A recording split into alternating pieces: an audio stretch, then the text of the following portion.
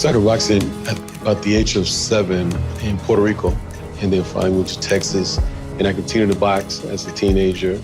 I competed over 100 amateur fights. Turned pro at the age of 17 when I was still in high school as a senior. It was something that I loved. As a fighter, I didn't look for fights. In the streets, if I saw trouble, I walked the other way.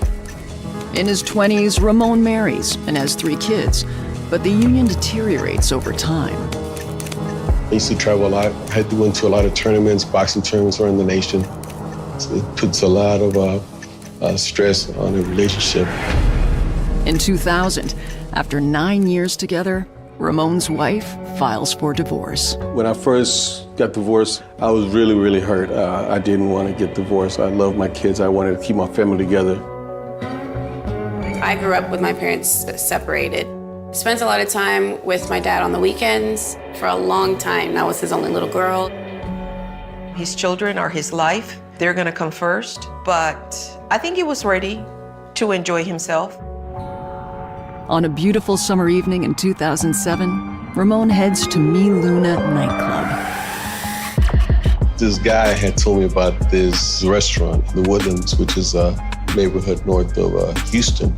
10 in the evening, they played live music. I pulled out a little Versace sweater that I had, thought it was like cool, looking nice. And I went out there, the place was packed, and I noticed this beautiful lady on the dance floor.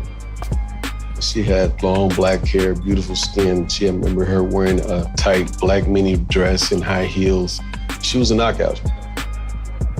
Next thing I know, I see her coming towards me, and she steps on my toe. I just went down in pain. She started telling me, I'm sorry. I'm saying Spanish, I'm sorry. I didn't mean to, step on you, all that. And all I could do is look up at her and just say, would you dance with me? So she kind of asked me what I did. And I told her that I work with kids and use boxing as a tool to keep kids on the right path. And she loved it. She said, oh, wow, that's excellent, man. You're helping kids, and I love boxing. Maria Durantes, nicknamed Lulu, tells Ramon that she came from Mexico with her 2 children, Luis and Carla. She cleans houses to support her family. She knew how to work hard so that she could make a living to better her life and her kids' life in this country. And I was very impressed by that. He seemed happy. He's got this big old smile on his face all the time when she's around. I liked her a lot. I wanted to have her body. What do I have to do to look like that? And we got along fine. As a man, you want to be treated right, and I treated her right too. It would just go way above and beyond for me. Put it this way, I get up in the morning, she had my full breakfast set on the table. I was her king. My mother loved it. Someone's taking care of her son. It progressed pretty quick because she started supporting me a lot in boxing. We dated for about a year and a half. And I was beginning to think, this is the right person for me. The day that I asked her to marry me, I went down to one knee, pulled the ring out of my back pocket, and she just started crying. And I asked her to marry me. And of course, she said yes. And she was so happy that I asked her to marry me. I proposed to her on that weekend, and the following week she was already making arrangements for our marriage. We had no idea he was getting married. We didn't even know he was going to propose to her. I knew nothing about it. So that was like a gut punch. And I remember crying, and I was like, what? We got married at the courthouse in Montgomery County. And then after that, we had a get-together at my sister's house. My older sister, Mari, she opened up her house for a celebration of our wedding. It was great having everybody over. The mother had cooked Puerto Rican food. We danced, and she danced with everybody, and her kids were there. Her mother, her brother-in-law, her sister. It was a great night of partying and celebration. But not for everyone. We all decided not to go. We were not interested. Nobody was happy about it. So my brothers and I stayed behind. No, my kids did not come to my wedding. That was very difficult for me. I can't blame them for anything. It was all my fault. At that time, Lulu was starting to put a wedge between me and my kids. It was a warning sign, but not the only one. One red flag in hindsight that bothers me was the day of our marriage at the courthouse. Her mother came up to me and gave me a hug and just whispered in my ear, "Now she's your trouble," and walked away. And I didn't think much of it, but she was trying to tell me something from the beginning. In 2010, Ramon and Lulu opened a gym together, Woodlands Boxing and Fitness. Hi, my name is Ramon Sosa. I am Lulu Sosa. Welcome to Woodlands Boxing and Fitness. I was wanting my own gym, and I had a vision on how to run it, where it could be prosperous. She wanted our business to be successful, and she would tell me, you know, I'm not stopping until we make this thing work smoothly and we're making money. It was all 100%. Let's do this and support each other. He put a lot of energy, blood, sweat, and tears into that place. I had a day job too, but then always had time for the gym because that was my biggest thing. We had to work during the day, and then training people till 8, 9 in the evening. He was also, living out his dream. He had this so-called beautiful wife, he always would say, and, he had it all. We bought a big house, 2-story home. We had nice toys, and financially everything was great. And those were the happy times when she saw all the money. She was very, very mindful of everything that was spent. I mean, every receipt had to be accounted for, everything. When it came to spending money on her and her kids, there was never an issue. But when it came to me spending anything on my kids, I don't know what it was that bothered her so much about Mia, that she just hated that every time I brought her into conversation. Mia was competing in a pageant, Miss Teen San Antonio. When I told Lulu that I was going to buy a dress for her and I told her how much it was going to cost, oh my gosh, she just went through the roof. She said, well, why are you spending all that money on her for? She's not going to win anyway. Who would say something like that, After our 3rd year of marriage, she applied for her American citizenship. And I remember going to the immigration office and signing a bunch of papers so that she can become an American citizen, her kids, and she even applied for her mother. So they were all becoming American citizens because of me. One afternoon, I get home and I see all these American flags and, it looks like there was a little party at the house. And she says, say hello to your new American citizen wife. And I was so upset. I said, wait, you mean to tell me that you guys had the celebration and you didn't invite me? I would ask her very bluntly. So let me get this straight. You came to this country for one reason only, to become an American citizen and become prosperous, get money, and now that you have it, you don't need me. She says, look at me. I'm beautiful. I can get any man I want, but I picked you. I picked you because I love you. I love everything about you. I could have had any man I want. Now that I think about it, they were probably having issues. And he said, let me just take her on a trip to make her happy. Ramon takes Lulu on a vacation to Puerto Rico to show her the island.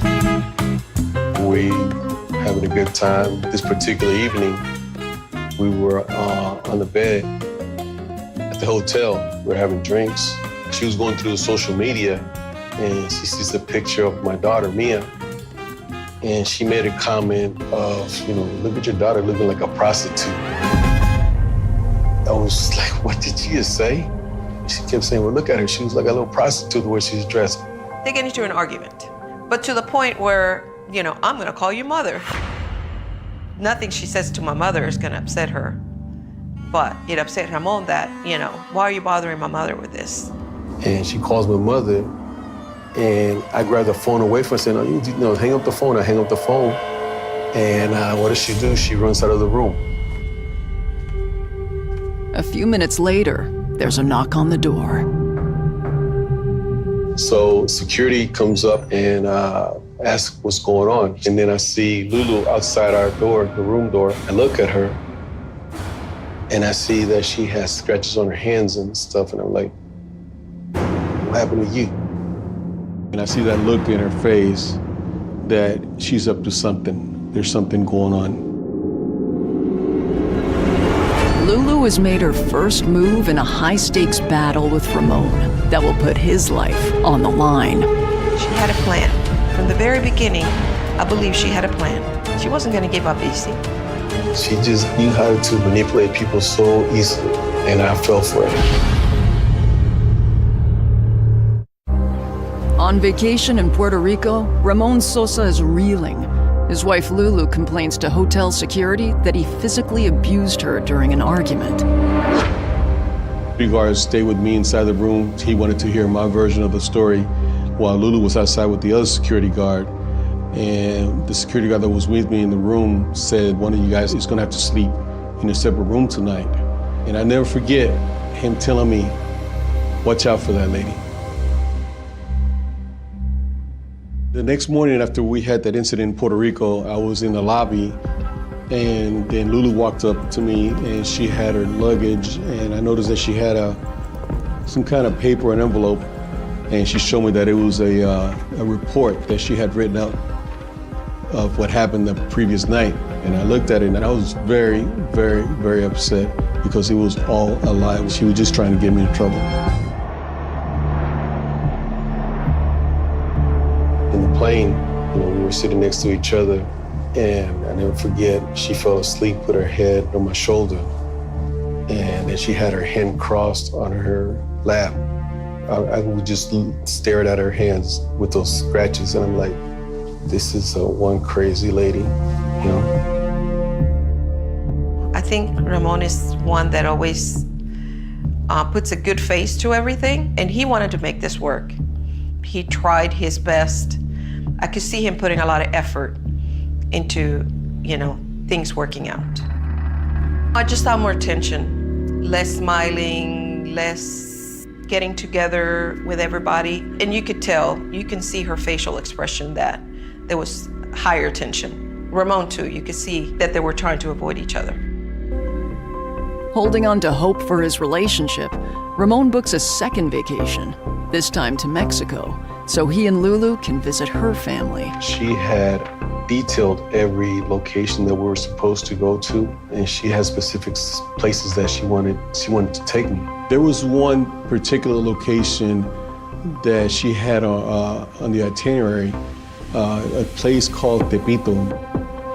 Ramon has never heard of Tepito, but he gets a gut instinct that it's a place he shouldn't visit. Tepito, in Mexico City. Arguably the most dangerous black market in the world. She told me that it was a location where there's a lot of poor people that live there, but you can find anything you want. There's a lot of knockoffs that people make there, and they're very cheap. And I was like, but why do you want to take me there? And thank God that we never went. And later on, I understand why. Back in Texas, things go from bad to worse as the fighting continues. I was at home with her son, and we got into a back and forth. He had issues. He had a lot of issues with school, misbehaving and getting in trouble, hanging out with the wrong kind of people. So I was very, very tired of his shenanigans. I never put a hand on him, but I got very, very close to him, and it was on his face, and he just broke down, started crying, and went upstairs to his room. Later on that afternoon, Lulu walked into the house. I was just watching my boxing match, and out of nowhere, she throws a right hand. In boxing, we have this saying that the punch that hurts the most is the punch that you don't see. She busted my lip. I believe she was looking for me to retaliate, to find a way to have me arrested or some kind of way have me taken out of the home, but I wasn't gonna hit her. So I just went to the bathroom and just stared at myself, looking at the blood, coming down the side of my mouth. Asking myself, what kind of relationship have I gotten myself into? And I believe that she just was using me, and there's no other way of putting it. And once she found a way to get, everything she wanted from me, and as quick as she did, she said, I don't need you anymore. From here, things escalate quickly. She started to spread false rumors about me to members around the gym, telling them that I was abusive, physical, mental, abusing her kids, that I was a drunk. And then she's telling parents of kids for my nonprofit, don't believe everything that I say. I'm embezzling money. I'm not what they think. It was just enough, for me to say, you know what, this is not gonna work out. So finally, February 2015, I get served with divorce papers. What's worse, Lulu still shows up at the gym every day. Even though we were working in the same gym, and it was like oil and water. Just when Ramon hits his lowest point, he reconnects with an old friend from the gym. His name is Mundo. He wanted to be a boxer when he was young or be involved with boxing, but he never had the opportunity. He lived in the east side of Houston at the time when he was young, growing up, and he got involved with gangs. Then later on, he was in prison. But he's a very, very tough guy, but when he came out of prison, he wanted to change his life. And when he became part of my team with the kids at the gym, the kids loved him. He changed his whole life around. My dad, he would pick us up from school and then take us to the gym. That's how I met Mundo. He was just one of the guys my dad trained. I mean, he would talk to us, he was nice. I think Mundo is someone that's real grateful to what Ramon, did for him in the time that he was having difficulties. He appreciates the help Ramon gave him and the guidance. But Lulu is about to test the limits of Mundo's loyalty. He started helping us on the weekends. Once she found out how beneficial he was to us, she started liking Mundo. Lulu starts having a lot more conversations with Mundo. It got his ears perked up when he starts hearing Lulu making fun of Ramon and, saying all kinds of ugly things about Ramon. I was driving home this particular morning and I get a phone call from Mundo. I answer it, I said, hey, what's going on, Mundo? And Mundo says, hey, Pops, I got some hard news for you. Lulu wants you dead. Mundo overheard Lulu's daughter telling Lulu that there was a kid in the gym that has a family member in Mexico that kills people for money. And Lulu responded by, maybe we can use him. Mundo walked up to Lulu and asked her, you mean you want him to go away like this? He made the pistol sign. You want him to go away like this? And she said, yeah. And he said, well, I'll tell you what, I got the people that can do the job. And she said, okay, let's talk. But Mundo has a plan, and after they talk, he calls Ramon. He said, all I'm gonna do is just have conversations with her, meet with her, and record everything and see how far she's willing to go with it. Ramon and his wife have been having difficulties. She called the police out there several times alleging domestic violence. And he called me one morning and said, Lulu's trying to find somebody to kill me. I had seen enough of this lady by that point to take this very seriously. My advice was hang up right now and call the sheriff, which he did. I made an appointment with the sheriff department and talked to the deputy, and he basically said to me that, look, that's not enough evidence. You guys are going through a divorce. She could be saying that just out of being upset, with you. But if he's recording her and bring all those recordings in, and then the DA can make a case out of it or find some kind of cause. But right now it's just your word against hers.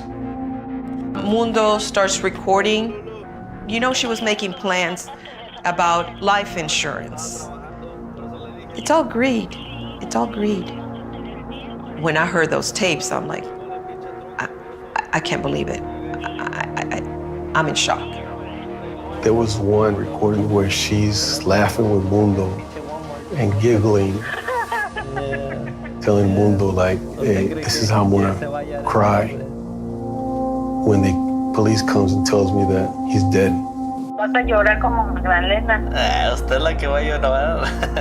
And she starts giggling. So she's already practicing how she's gonna cry. And another one that really bothered me was about the trip that we took to Mexico. She tells Mundo that the plan was that we were supposed to get abducted and they were gonna let Lulu go and they were gonna hold me for ransom and then take me away. The place where everything was gonna happen was gonna be in Tepito, the place that I didn't want to go to. You know, I've seen the pictures. They seem very happy. But I heard in one of the recordings, she mentions that she just didn't have the heart to disappear him while they were in Mexico. And here I was having a great time with her family. And in her head, she was trying to find a way to have me killed. This lady was very, very, very evil. Mundo came to the point where he had to ask her for money. He said, I'm gonna ask you for money for a gun to commit the crime. And I'm also gonna let her know that I have the people that are gonna do the job. ¿Qué pasó, Lulu? Nada, pues nomás ellos, bueno, con lo que usted ofreció, pues de perdido saben que todavía está en serio que quiere que lo maten, todo también. Sí. No, sí, definitivo. O sea, de que se lo echen, que se lo echen. No vale madre, eso, ¿no? Y de que les voy a pagar. Now, Ramon is pulled into Mundo's plan. Mundo told me, look, you know, I need you to go buy a burner phone and we're gonna text back and forth and Lou's gonna think that you're the hitman. He told me, you know, how to talk gang, you know, that language that they talk. And that's what we did back and forth. I texted to her, are you ready? I need the money. I need at least $200 to buy the toy. And she said yes. It was intense. And the whole time she had no idea that it was me. And once Mundo got the $200, we thought that was enough evidence to take to the local police. When I told them the story, they separated us, me and Mundo. They heard his side of the story, they heard my side. The Houston police bring Ramon and Mundo's evidence to the prosecutor's office. I first heard about this case was when the Precinct 3 Constable's office came to set up a meeting with me to talk about it. Ramon had come to them and reported that his wife, Maria Sosa Lulu, was trying to kill him, that they felt that Ramon was credible. Ramon had some audio recordings between Mundo and Lulu. Anything that Ramon or Mundo brought us, a jury or a judge is going to actually involved in the case, who has every reason to be lying or who has every reason to set Lulu up. Prosecutor Blackburn decides to reach out to the FBI. They assign an FBI agent to work on the case with us. They have an officer that they want to use to do the undercover work that has experience doing it. He's a Spanish speaker, he looks the part, he plays the part. But not only that, they have all the equipment. They have the undercover equipment, the cameras, the microphones that you need, the vehicles, and the surveillance teams that you need when you run one of these operations. Until we can actually have Mundo introduce our hitman to Lulu and see what she does and see if she actually even participates, we really don't know what we have at this point. Once that did happen, it was a very quick meeting in the parking lot of an academy. Mundo and our undercover officer drove to the academy. There was about a 10-person surveillance team that was surrounding them, set up all over the parking lot. Mundo gets out and goes and speaks with Lulu. Everything's being recorded. Everything's being videotaped. It is a very fluid situation. Once they make contact with the target and they're speaking with them, you don't know how it's going to go. You don't want to entrap the person. So you have to be able to determine, is this someone that really wants this done? Or is this just a scared lady who doesn't know what to do and is at her wit's end because law enforcement hasn't helped her in the past? Does she really want him killed, or does she just want him beaten up? Does she just want him scared? Our undercover was a big guy, long black hair, tattoos. She loved talking to him. You could tell she was flirting with him. It wasn't something that she was uncomfortable with at all. He asked her straight out, do you want us to just beat him up? Do you want us just to scare him? Because we can do that. Her automatic response was, no, he's making my life miserable. Este güey lo quieres madreado, o quieres que lo quieres acabado, lo quieres muerto, o quieres que nos hagamos una putiza. No, a mí me sirve más muerto que estar poniendo la vida. Once we heard that, we knew that we were dealing with someone who really wanted her husband dead. Well, what makes this a solicitation of capital murder versus a solicitation of just murder is that you're willing to pay someone to kill Ramon. So we had to have what's called remuneration. Something of value that Lulu was willing to give in order to have Ramon killed. In this case, the CI asked what she had. She was able to give us watches, keychains, a diamond-studded boxing glove of Ramon's. She offered to let us have Ramon's truck after we killed him. And then she even went to the ATM and got out, I believe it was $1,000 out of the ATM, and gave it to us. So at that point, she'd committed the offense. Lulu wanted me dead as soon as possible. Her intentions were that I was murdered before the divorce was finalized, or else my kids would get everything. So she wanted me dead soon. A lo mejor ellos dicen, ¿sabes qué? Ya, firmamos el divorcio. Ese es el problema. Entonces lo quieres rápido, entonces. Lulu Sosa has just crossed a line by offering money for a hit on her husband. But the prosecution wants an airtight case. So one of the big hurdles that you always have in these type of cases, once you get them into court, is the defendant now saying, look, I never meant for this to happen. I was scared once I got myself involved. I didn't know what to do. And in this case, your defendant's not a 6'5", 250-pound man. It's a small, petite, attractive female who's going to look good in front of a jury. They told me, here's the deal, Ramon. Right now we have enough information, enough evidence to arrest Lulu. But the thing is that, she's a beautiful lady. She's a mother. She has never been in any trouble. And we don't want to take any chances of going to a jury trial and have one of the jurors feel sorry for her. We need this to be a slam dunk case. Prosecutors tell Ramon that they need him to do one more thing to secure their case. Depending on who your victim is and who your target is, you can stage their murder. I always want to try to put a photo that's a staged photo of their loved one in front of them to see what the reaction is. I couldn't believe what I was hearing. I said, repeat that again? You're gonna take a picture of me dead. How is that gonna work? And he said, we're gonna put some makeup on, take a picture, and then we're gonna show it to her and record it. And that's gonna be the evidence that we're gonna show the jury, her reactions. They told me, I need you to go home and get clothes for 3 days because we're gonna hide you. We don't wanna take any chances of anybody knowing where you're at. Reluctantly, Ramon Sosa agrees to stage his own death. I find out that these guys have looked up how to make bullet wounds from a YouTube video they had watched the night before. And I couldn't believe it, but they made it look right.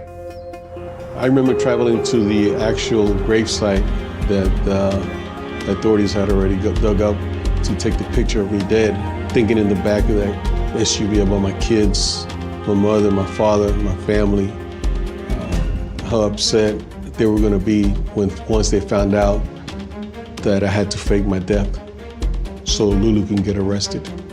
When they put me inside of the grave, they told me to put my hands behind my back, close my eyes, put my head at an angle where they can take pictures.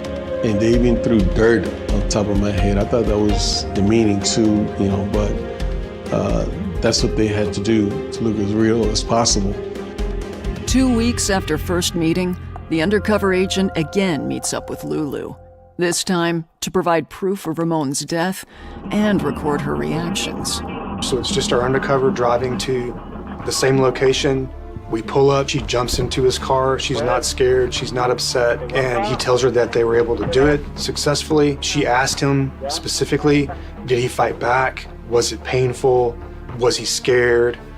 So they talk a little bit about the murder itself, and then he shows her the picture on his cell phone, and she starts smiling. And as she's about to leave, she says, he's really dead, he's not getting out of that hole.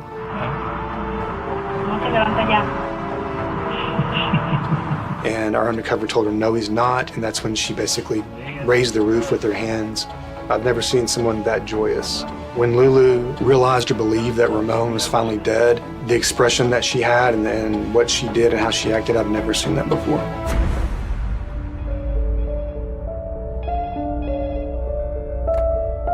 I just happened to answer the phone at the office at the time that she called, and she said, Notice? And I was like, who is this? She goes, this is Lulu. And she says, I'm calling because a coworker of your brother's called me and told me that they haven't seen him. He has not been at work, and that's just not like him. And I'm like, what are you talking about? And then, I started texting my brother and texting him and calling him. He would not answer. He would not text me back. Kind of started getting worried. Like, okay, what's going on? And then finally I told one of the managers, I said, look, I need to go home. I have an emergency. And by the time I got over there, the police, the ambulance, and everybody was there. We're like, okay, what happened? That afternoon, detectives go into the boxing gym. They were investigating a missing persons report. And if she had any information about where he might be, just to see what her reaction would be and how she would act. Okay, Detective Martinez, the counsel's office. I had a few questions for you. Is there somewhere we can talk in private? Sure, absolutely. The evidence that we're getting is so we can show a judge and a jury how manipulative she is, how cunning she is, how cold she is, and how good of a liar she is. Mr. Sosa hasn't been at work today? That's what they told me. I received a call today from Byron, and that's his friend. His friend at work? At work. Okay. When's the last time you saw Mr. Sosa? She now knows that she's standing in front of two detectives. They're questioning her about her husband's disappearance. That's the first time you see her getting rattled, getting nervous, shuffling through papers. Wednesday 15th, the last day. That's the last time you saw him? That's the last time I saw. Then I contact Norris Kenya. This is Ramon's sister. This is her number, but she hung up on me. Like, this is his sister? Yes. Okay. It's like, hey, Norris, listen, Byron called me this morning. So I just... She's still playing the part. Okay, Miss Sosa, stand up, please. You're under arrest. Okay, you're under arrest. Why? Ma'am, it's okay. No, vamos a... Háblale a Julio, por favor, está...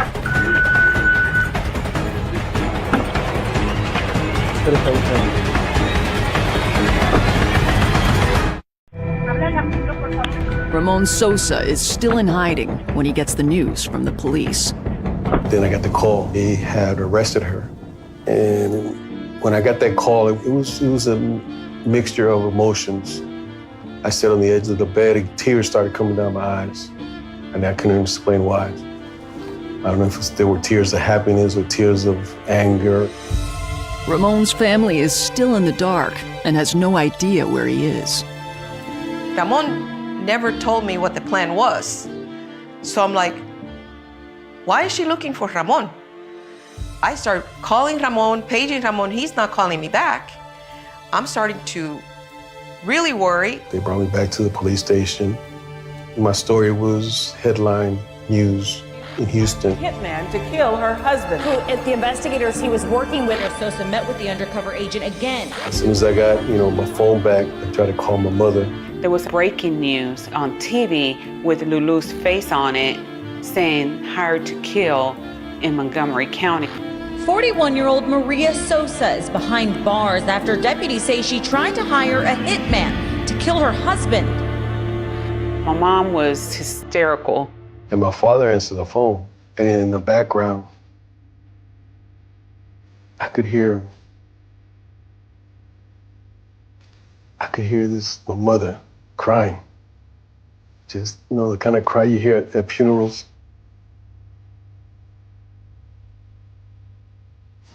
And it was very difficult to hear my mother, the way she was just crying and crying.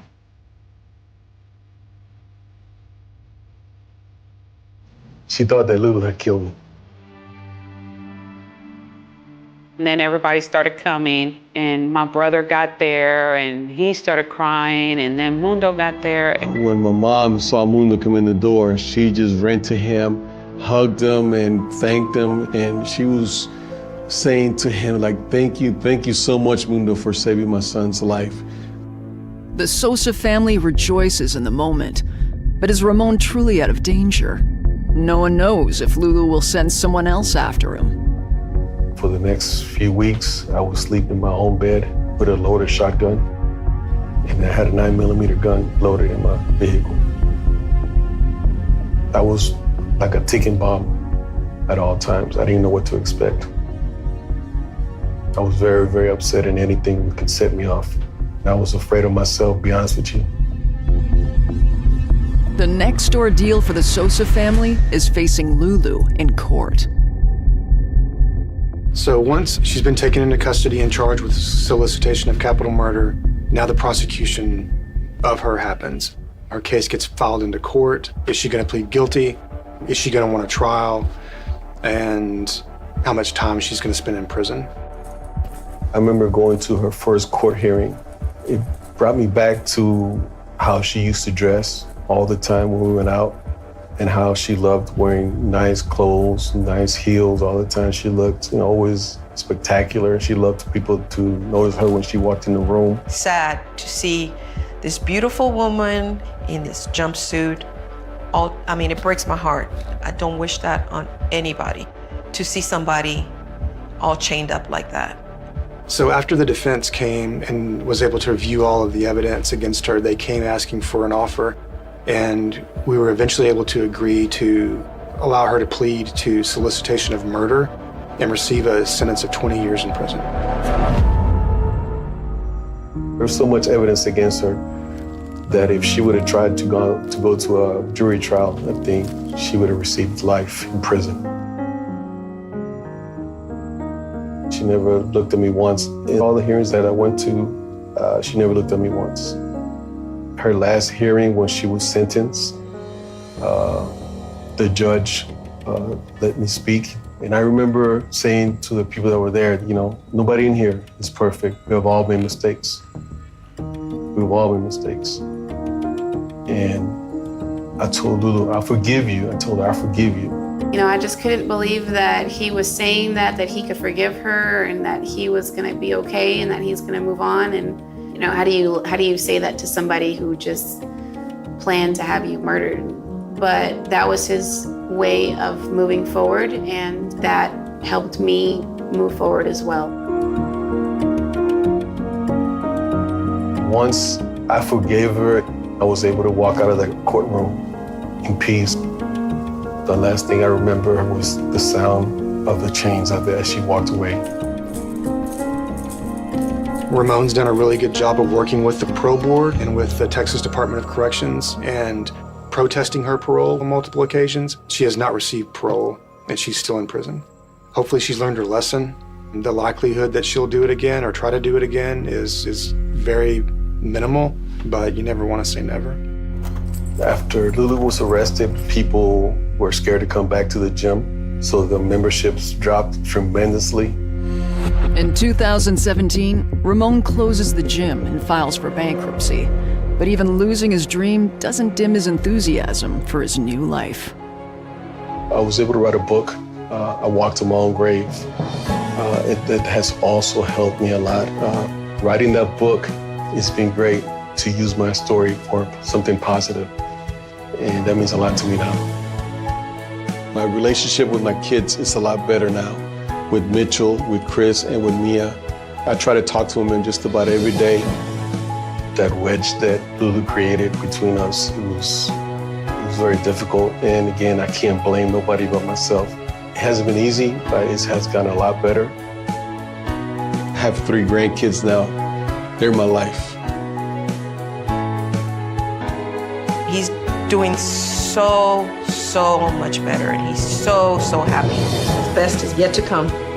I am wonderfully in love with someone now. I'm engaged. Life is great for me now. And I will forever, ever be indebted to Lulu.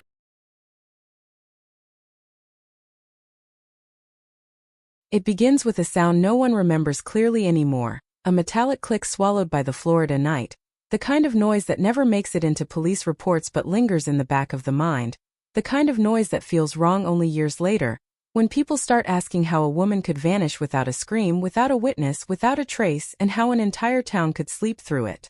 The road was quiet that night, humid air pressing down on asphalt, streetlights flickering like tired eyes, and somewhere between a blinking yellow signal and a convenience store that never closed, a life slipped sideways into a cold case that would haunt investigators for decades. In the spring of 2001, this stretch of Florida was the kind of place people believed bad things happened elsewhere. Palm trees swayed, lawns were trimmed, neighbors waved from driveways. Crime existed, but it was distant, boxed into headlines from Miami or Jacksonville. Not here, not on these streets where kids rode bikes past dusk and unlocked doors were a habit no one questioned. When the missing person call came in, it sounded ordinary. Too ordinary. An adult woman, late 20s, didn't show up for work. Her phone went to voicemail. Her car wasn't where it should have been. At first, officers treated it like a delay, a misunderstanding, maybe a fight with a boyfriend, maybe a spontaneous drive to cool off. Florida had a way of swallowing hours, then days with sun and heat and excuses. The house told a quieter story. No signs of struggle. No broken glass. No blood. No chaos. Her purse sat where it always did. Keys missing. Shoes gone. The bed looked slept in, but not rushed. Coffee grounds in the filter, untouched. It was the kind of scene that unnerved experienced detectives because it refused to perform. Nothing dramatic. Nothing obvious. Just absence. The most dangerous evidence of all. Outside, neighbors gathered in small clusters, whispering, speculating, replaying the last time they had seen her walking the dog, checking the mail, smiling without knowing it would be the final impression she left behind. As the hours stretched, the language changed. From missing to concerning. From concerning to suspicious. Flyers appeared on telephone poles, gas station windows, school bulletin boards. Her face stared back in black and white. Eyes caught mid-expression. A photograph taken years earlier when no one imagined it would become a symbol. Tips came in fast and unreliable. A woman who looked like her at a rest stop. A scream heard late at night that could have been anything. A car matching a vague description that turned out to be nothing at all. Investigators logged each call, each rumor, watching the case swell without deepening, like water spreading thin across concrete. The first real jolt came days later, when her car was found. Not abandoned in a dramatic place, not burned, not stripped. Just parked. Clean. Locked. As if someone had borrowed it and returned it carefully, respecting the rules of a life they had already disrupted. Inside, nothing screamed violence. No fingerprints that didn't belong. No obvious signs of a struggle. The trunk empty. The gas tank half full. It was a discovery that should have brought relief, but instead it sharpened the fear, because cars don't park themselves, and people don't vanish politely. Detectives began retracing her final known movements, building a timeline out of receipts, phone records, half-remembered conversations. She had left work at her usual time. She had stopped for groceries. She had driven a familiar route. Somewhere between routine and home, the line broke. The question that gnawed at everyone was brutally simple. Where could someone intercept her without leaving a mark? Florida roads were busy, but they were also anonymous, endless ribbons where one vehicle blended into the next, where a routine traffic stop was just another inconvenience, not a prelude to disaster. Witnesses remembered police lights that night, or thought they did. Blue and red flashes were common, part of the landscape. No one could say for certain if the lights they recalled were connected, or just memory stitching meaning onto coincidence. Still, the idea settled in, uncomfortable and persistent. What if the moment she disappeared looked official? What if compliance was the trap? Investigators resisted the thought at first, knowing how dangerous it was, how easily it could spiral into accusation without proof. But cold cases are built from questions no one wants to ask, and this one refused to go quiet. As weeks turned into months, the investigation strained against its limits. Search teams combed wooded areas, drainage canals, retention ponds.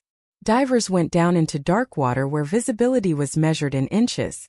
Cadaver dogs traced and retraced paths that led nowhere.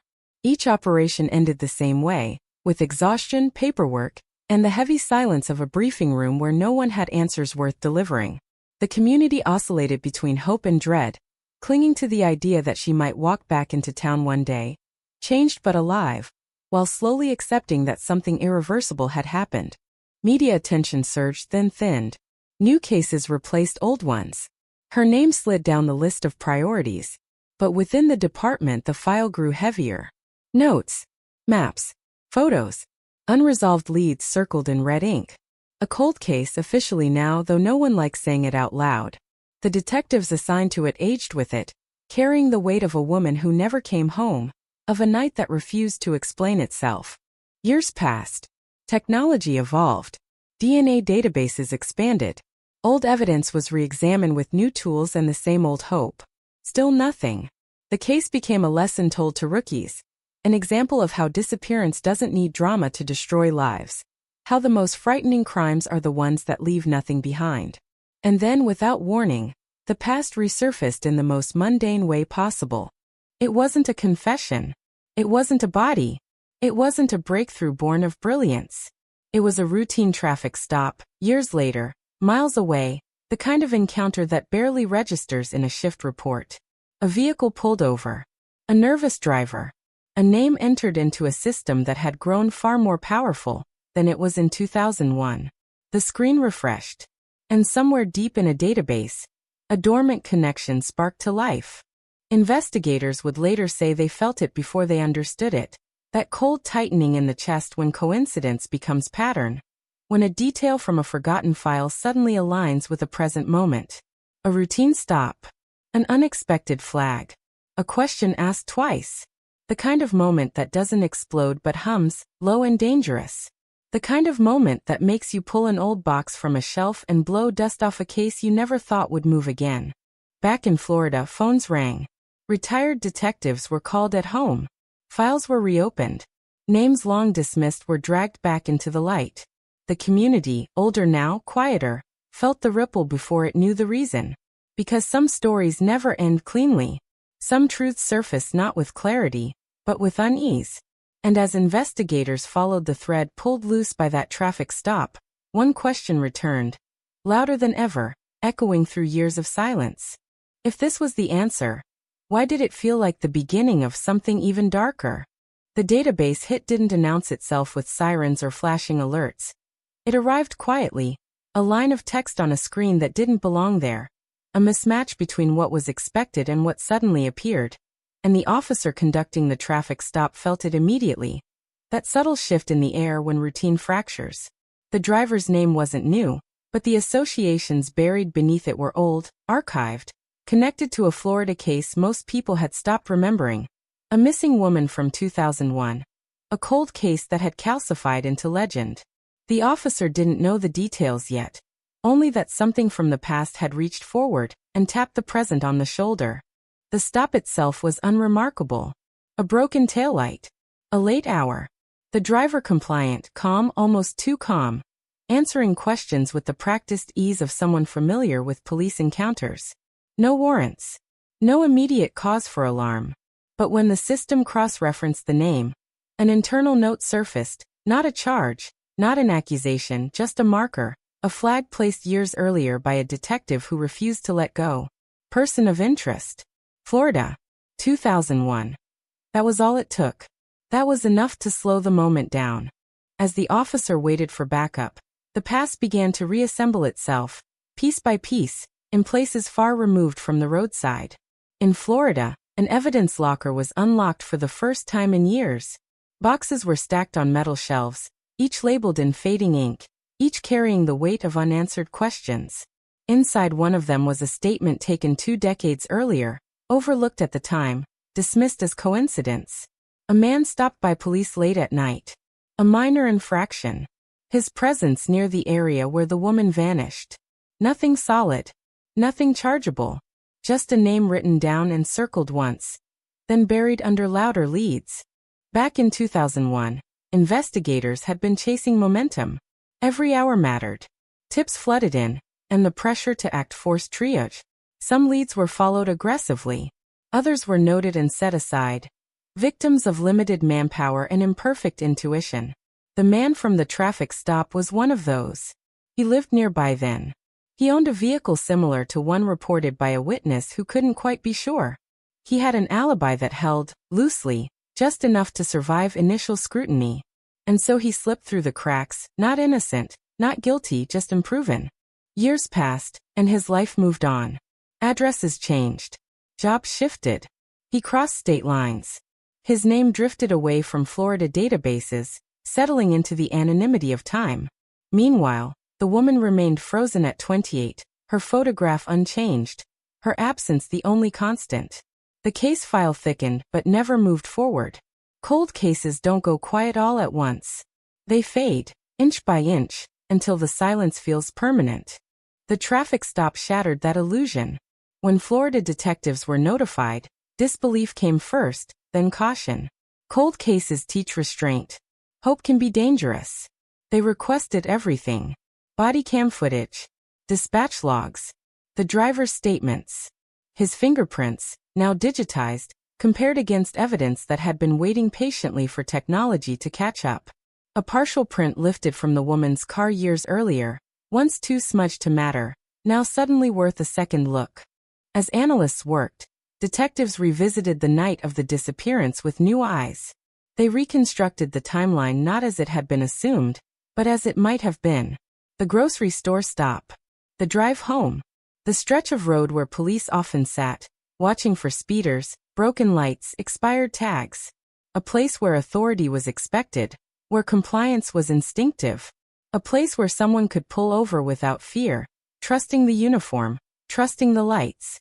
Witness statements long dismissed were reread. One neighbor remembered seeing flashing lights through a window, assuming someone else had been pulled over. Another recalled a woman standing beside a car, hands clasped, posture tense. Details once too vague now took on shape. Investigators felt the ground shifting beneath old conclusions, the unsettling realization that the truth might have been visible all along, hiding in plain sight. The suspect, now older, sat in an interview room miles away, unaware of the storm forming around him. He answered routine questions about the traffic stop, about his destination, about his past addresses.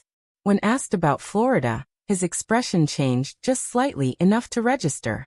He said he had lived there briefly. He said it was a long time ago. He said he didn't remember much. The answers weren't incriminating, but they weren't clean either. They carried the residue of rehearsal. Florida detectives flew out. When they sat across from him, they didn't accuse. They listened. They let silence do its work. They asked about 2001, about his job then, about his routines. He spoke carefully, choosing words that revealed nothing, guarding himself behind normalcy. But time has a way of eroding defenses. Small inconsistencies surfaced. A date off by a week. A route that didn't make sense. A pause that lingered too long. For the investigators, the case was no longer cold. It was alive, volatile, dangerous. But solving it meant more than identifying a suspect. It meant proving what happened in the absence of a body, in the absence of a crime scene that screamed violence. It meant building a narrative strong enough to survive court, scrutiny, doubt. And it meant confronting the possibility that the very symbol of safety, the traffic stop, had been weaponized. As forensic results trickled in, tension mounted. The partial fingerprint didn't match conclusively, but it didn't exclude him either. DNA evidence was scarce. Time had done what it always does, degrading, erasing, complicating. The strongest thread remained circumstantial, woven from movements, opportunities, patterns. The suspect had been pulled over multiple times over the years. Minor violations. Nothing alarming. But a pattern emerged in locations, in timing, in behavior that felt predatory in hindsight. Media caught wind of the development. Headlines resurfaced the woman's name, pairing it with the shocking phrase routine traffic stop. The community reacted with a mix of relief and anger. Relief that something was finally happening. Anger that it had taken so long. Questions flooded in. How many others? How could this have been missed? Trust, once broken, is difficult to repair, especially when the breach involves authority. Behind closed doors, investigators grappled with their own doubts. Cold cases are unforgiving. Every mistake is magnified by time. Every assumption is suspect. They revisited every decision made in 2001. Every lead dismissed, every path not taken. Some felt guilt. Others felt vindication. All felt the weight of responsibility pressing down harder than ever. The suspect was released pending further investigation. Legally, there was no choice. Evidence takes time. But his name was now anchored to the case in a way it never had been before. Surveillance began quietly. Financial records were examined. Old associates were contacted. A former coworker remembered something odd. A comment made years ago. A joke that didn't land right. Another recalled him returning to work late one night, agitated, distracted. Details surfaced slowly, reluctantly, like memories waking from sleep. As the investigation deepened, a grim realization took hold. If the theory was correct, if the disappearance stemmed from a traffic stop, then the crime wasn't chaotic. It was controlled, calculated. The victim didn't scream because she trusted. She complied because she believed she was safe. That possibility haunted everyone involved, casting a long shadow over the case and over every flashing light on a dark road. The night the Florida detectives compiled their updated timeline, the room was silent except for the hum of fluorescent lights. On the wall, photographs were arranged in sequence. The woman's last known image. The stretch of road. The suspect's vehicle. The traffic stop location. Lines connected them, red string against whiteboard. A visual attempt to impose order on years of uncertainty.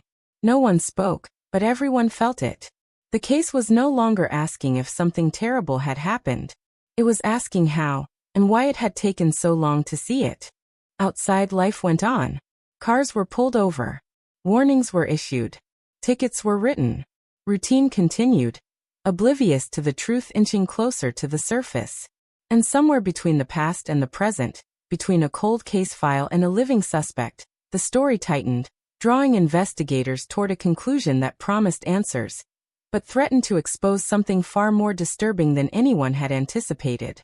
The deeper investigators pushed, the more the case resisted being handled like a normal investigation, because nothing about it behaved normally anymore. Time had distorted everything. Memories had softened, hardened, or rewritten themselves entirely. Documents contradicted one another in subtle ways. Not enough to scream error, but enough to whisper doubt. Every step forward felt like walking across ground that might collapse without warning. And yet there was no turning back. Not now. Not after the past had reached out through a routine traffic stop and demanded attention. They started with the suspect's movements in 2001, rebuilding his life as it existed then, not as he described it, but as it actually unfolded. Old pay stubs, time cards, rental agreements, vehicle registrations, all dragged from storage or reconstructed through fragments.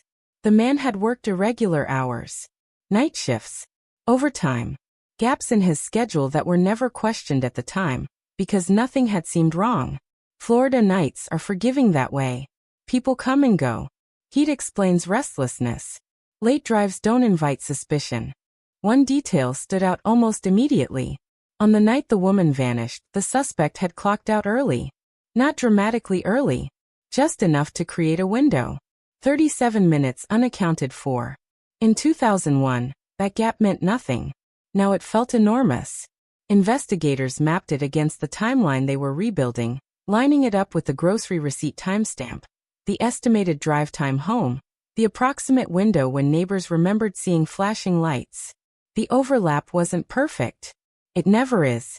But it was close enough to make the room feel smaller. They turned next to his vehicle history. In interviews, he had described owning a sedan at the time, light-colored, unremarkable. Records confirmed it, but something else emerged from an old insurance claim. Temporary replacement vehicles, issued during repairs, cars that never appeared in earlier reconstructions. One of them matched the vague description given by a witness who had called police days after the disappearance, saying she'd seen a stopped car on the roadside that didn't look like a patrol car but had lights. At the time, the tip was filed and forgotten. Now it was underlined twice. Investigators tracked down the witness, now older, hesitant, unsure if her memory could still be trusted.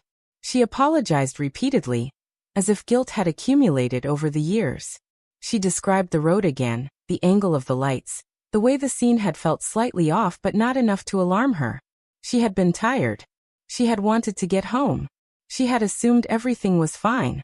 When detectives showed her photographs of similar vehicles, her hand hovered before pointing.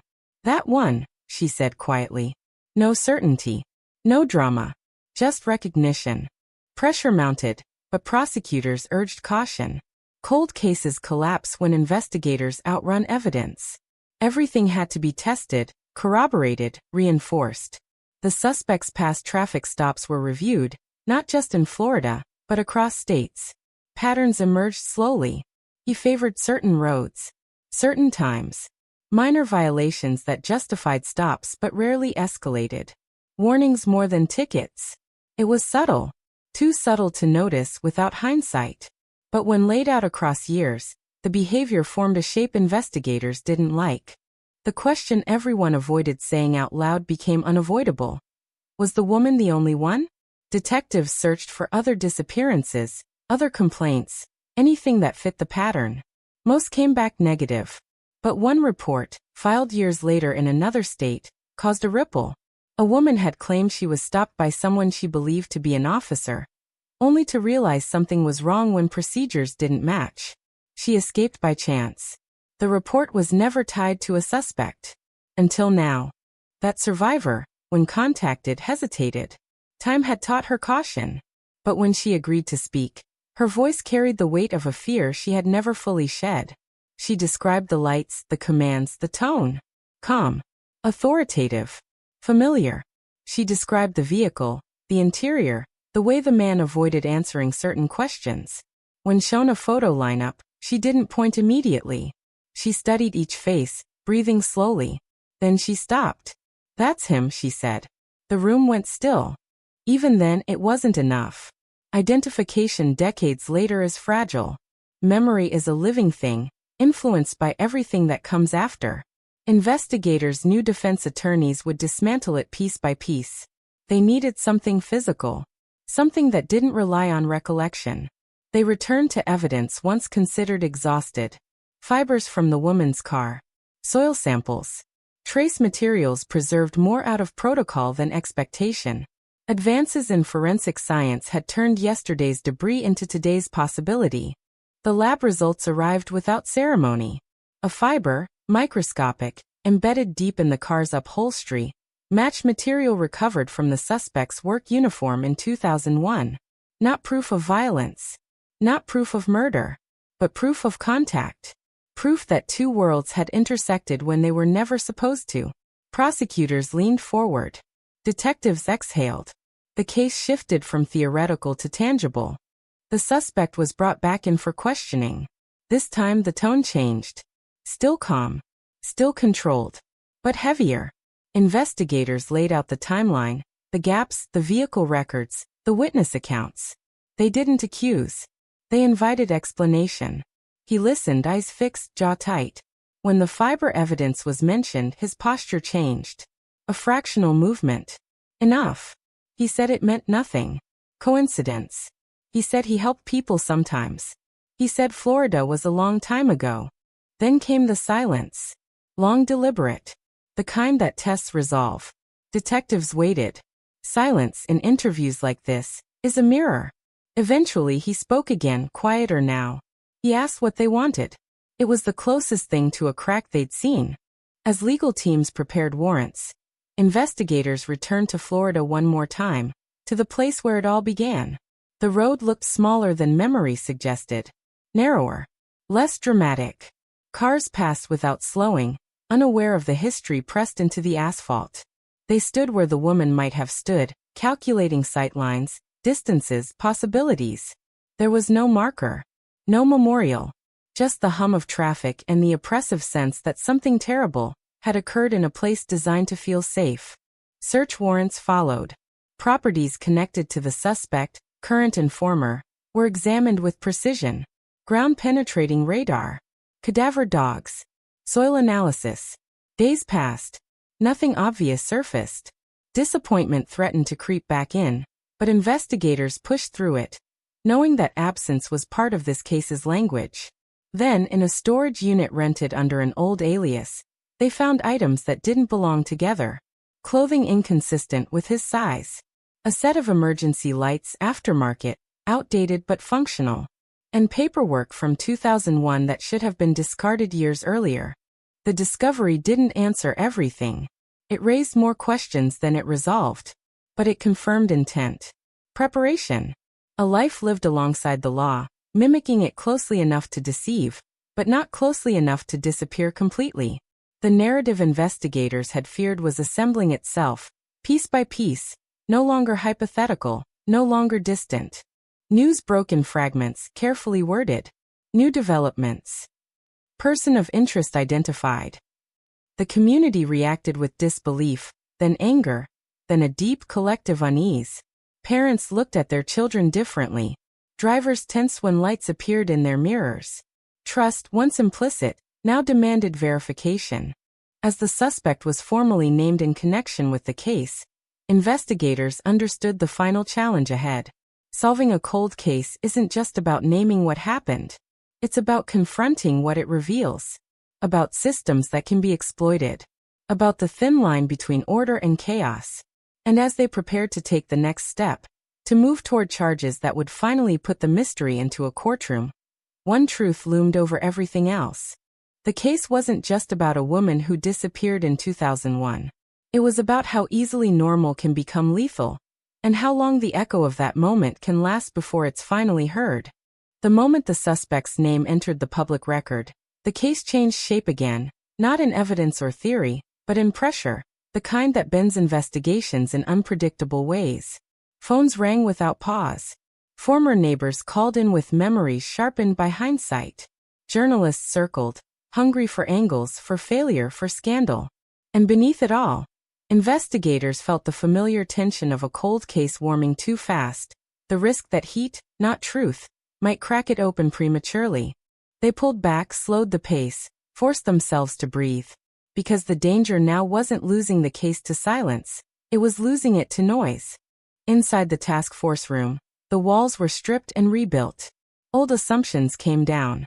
New timelines replaced them. Every event from 2001 was re-entered, not as fact, but as hypothesis. Nothing was sacred anymore. Not the original conclusions. Not the early alibis. Not even the belief that the woman had been taken immediately after the traffic stop. Investigators allowed for the possibility that compliance had only been the first step, that the real crime unfolded later, in stages, controlled and methodical. They re-examined the suspect's psychology, not to profile in the abstract, but to understand behavior over time. He had never escalated dramatically. No arrests for violence. No explosive incidents. His record was quiet, almost disappointingly so. But buried within it were small irregularities. Complaints dismissed as misunderstandings. Interactions that left people unsettled, but not alarmed enough to pursue. He blended. He passed.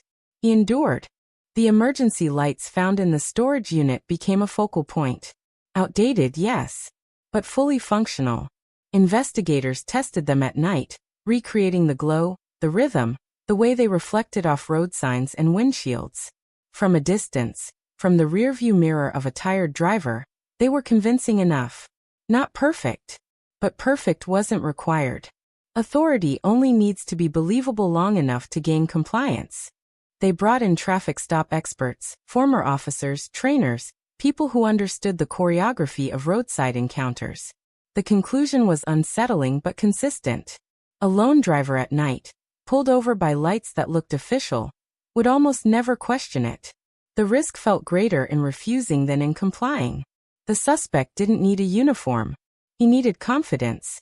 He needed timing. And in 2001, before widespread dash cams and body cameras, before public awareness campaigns, the road was a place of assumed trust. Investigators turned back to the woman's final hours, now viewing them through this lens.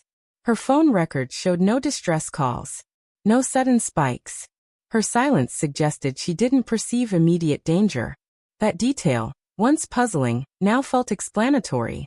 She believed she was doing the right thing. Pulling over. Waiting. Answering questions. The compliance wasn't weakness. It was conditioning. As prosecutors weighed charges, they faced a familiar cold case dilemma. Without a body, without a clear scene of violence, they would be asking a jury to accept a narrative built from inference, pattern, and the accumulation of small truths. It was possible, but it would be fragile. Defense teams thrive on fragility. They dismantle timelines. They erode memory. They turn coincidence into doubt. And then another piece surfaced. A retired mechanic, contacted during a routine follow-up, mentioned something offhand, almost apologetically. In 2001, he had serviced a vehicle matching the suspect's replacement car. He remembered it because of the smell. Strong. Chemical. He assumed it was cleaning solution maybe spilled. He hadn't thought about it since. Investigators listened without interrupting, letting the memory unfold naturally. The mechanic recalled the suspect being impatient, hovering, asking how long it would take. The date matched the week after the disappearance. The vehicle was long gone, scrapped years earlier, but the detail landed heavily. It suggested aftermath. Not panic, but control. Not a crime that spun out of control, but one that was managed, contained, erased as best as possible. Prosecutors added it to their growing list of circumstantial weight. Another stone on a scale that was finally beginning to tip. The suspect, now under constant scrutiny, began to change. Surveillance noted shifts in routine. He drove different routes. He checked mirrors more often. He avoided certain places. These weren't crimes, but they were reactions. People who feel nothing don't alter their behavior so precisely. Investigators documented everything, patient, meticulous, knowing that behavior tells stories evidence sometimes can't. When the grand jury was convened, the atmosphere was heavy with restraint. Detectives testified not with certainty, but with honesty. They explained what they knew, what they suspected, and what remained unknowable. They spoke of timelines, of lights on dark roads, of trust exploited. They spoke of a woman who vanished without noise, without witnesses, without justice. The jurors listened, faces unreadable, absorbing a case that refused simplicity. Outside, the community wrestled with its own reckoning. People revisited memories of being pulled over late at night, of trusting gestures, of relief when lights appeared in mirrors. That relief curdled into discomfort. Conversations shifted. Parents warned their children differently now. Trust became conditional. The indictment, when it came, was cautious. Charges tied to kidnapping. Unlawful restraint. Language chosen carefully, avoiding claims that couldn't yet be proven. The absence of a murder charge didn't feel like weakness. It felt like respect for uncertainty. The system acknowledging its limits while still moving forward. The suspect was arrested quietly. No spectacle. No chase. He was taken into custody in daylight, neighbors watching from behind curtains, recognizing his face from headlines that hadn't existed a week earlier. He didn't resist. He didn't speak. His silence followed him, thick and unreadable, into the holding room. As investigators prepared for trial, they understood something fundamental. Even if they succeeded, even if the jury believed them, even if the law finally named what happened, the case would never feel complete. Cold cases don't resolve cleanly. They thaw unevenly, revealing truths alongside scars. And somewhere beneath the legal strategy, beneath the evidence and testimony, one image remained fixed in their minds. A dark Florida road. Flashing lights. A woman pulling over because she believed she was safe. That moment, suspended in time, had shaped everything that followed. And as the case moved toward its most public reckoning, the question that lingered wasn't just whether justice would be served. It was how many years it takes for trust, once broken, to be rebuilt, if it ever truly can be. The courtroom brought a different kind of silence, heavier than interrogation rooms, heavier than briefing halls, a silence shaped by expectation and consequence. When proceedings began, the case was no longer an investigation chasing truth in the dark. It was a narrative under scrutiny, measured word by word, frame by frame, against the rigid architecture of the law. Every inference now had to stand upright without support. Every assumption had to be defended. The past was no longer being reconstructed for understanding, but for judgment. Prosecutors opened carefully, resisting theatrics. They spoke of patterns, not monsters. Of opportunity, not inevitability. They reminded jurors that absence can be evidence when it is systematic, when it aligns too precisely with behavior and timing to be dismissed. They asked the jury to imagine a road everyone thought they understood, and to consider how easily familiarity can become vulnerability. The woman's name was spoken softly, repeatedly, grounding the case in a person rather than a theory. The defense responded with predictability sharpened by confidence. They attacked the timeline. They highlighted the decades between event and accusation. They questioned memory, reliability, motive. They reminded jurors that coincidence exists, that proximity does not equal guilt, that a man's possession of emergency lights proves nothing beyond curiosity or poor judgment. They emphasized what was missing. No body, no confession, no eyewitness to a crime. Doubt, they argued, was not only reasonable, it was unavoidable. As testimony unfolded, investigators took the stand one by one, carrying years of restraint in their posture. They spoke without embellishment, describing how the case evolved, how technology caught up, how a routine traffic stop reopened a door long thought sealed.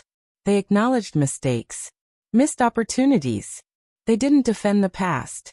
They explained it. That honesty resonated, even as it exposed institutional vulnerability. The witness who had seen the roadside lights testified next. Her voice wavered but held. She admitted uncertainty. She admitted fear of being wrong. She admitted the guilt of not stopping, not calling sooner. The defense pressed hard, slicing at her recollection, suggesting influence, suggestion, time's erosion. But she didn't retreat. She simply repeated what she knew and what she didn't. That balance, imperfect and human, lingered in the room. Then came the survivor from another state. Her presence shifted the temperature. She described a stop that didn't feel right, an authority that felt rehearsed, a moment when instinct overrode compliance and saved her life. The defense objected, arguing relevance, coincidence, contamination. The judge allowed it narrowly, not as proof, but as context.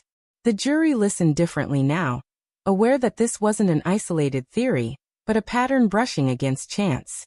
Experts followed. Forensic analysts explained fibers, probabilities, limitations. Traffic specialists broke down the psychology of compliance.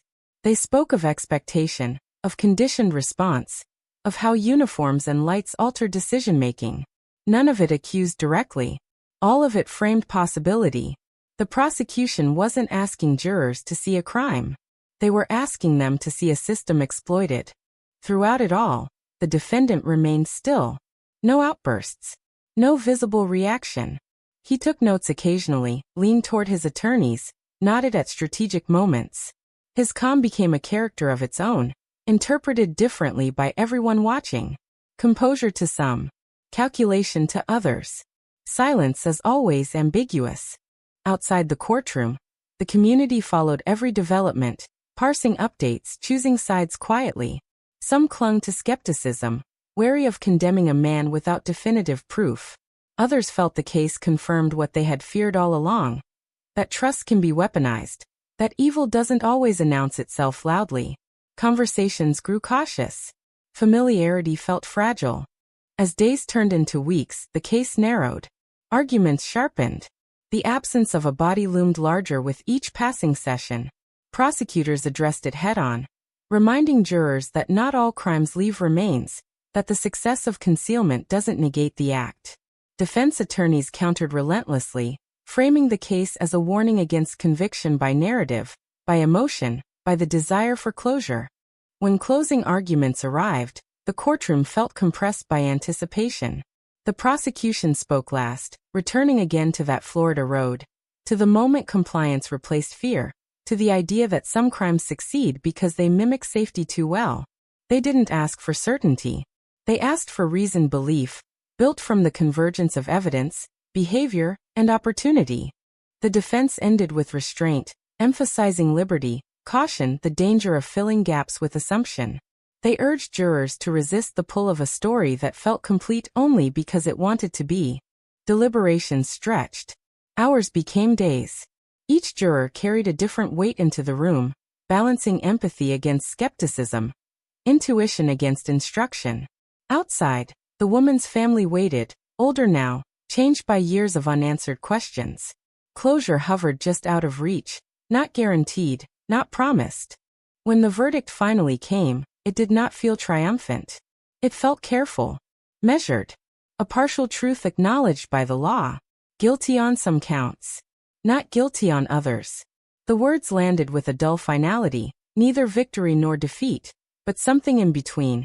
A recognition that justice in cold cases is often incomplete by nature. Sentencing followed, restrained and somber. The judge spoke of harm done not only to one woman, but to a community's sense of safety. The defendant listened, expression unchanged, as years were attached to actions never fully described, never fully seen. As the courtroom emptied, investigators felt neither relief nor celebration. They felt gravity. The case had moved from mystery to judgment, but it hadn't given up all its secrets. There was still no body, still no final explanation, still a night in 2001 that refused to fully reveal itself. And as the Florida road returned once more to its quiet routine, as lights flashed in mirrors across the state, the echo of that unresolved absence lingered, reminding everyone involved that some cold cases don't end. They simply stop moving. After the verdict, time didn't rush forward the way people expected it to. It slowed, thickened. The case entered a strange afterlife where answers existed on paper but not in feeling, where the law had spoken but the truth still felt partially submerged. For investigators, this was the most dangerous phase, the moment when attention fades and unresolved questions quietly calcify into permanent shadows. The woman was still missing. No grave, no remains, no final location to anchor grief. And that absence continued to exert pressure, not on the courts anymore, but on conscience. Because a conviction without recovery doesn't close a case. It only changes its posture. Behind prison walls, the man who had lived for years beneath suspicion now lived with certainty. He appealed as expected. Motions were filed. Language sharpened. But something else happened too, something subtler. He began to talk. Not to confess, not to explain, but to circle the edges of memory in conversations with counselors, with clergy, with anyone trained to listen without reacting. These conversations were documented, carefully, not as evidence, but as signal. He spoke of roads, of heat, of Florida nights that never really cooled. He spoke of people trusting systems too much. He never named her, never described an act. But the themes repeated, orbiting a moment he refused to touch directly. Those listening learned quickly that he wasn't haunted by what he'd done, but by how close he'd come to being seen. Investigators reviewed transcripts with a practiced eye, looking not for confession but for fracture. They understood this kind of offender, the type who believes control is its own reward, who measures success by silence maintained. Confession would mean surrendering that control. And so the silence persisted.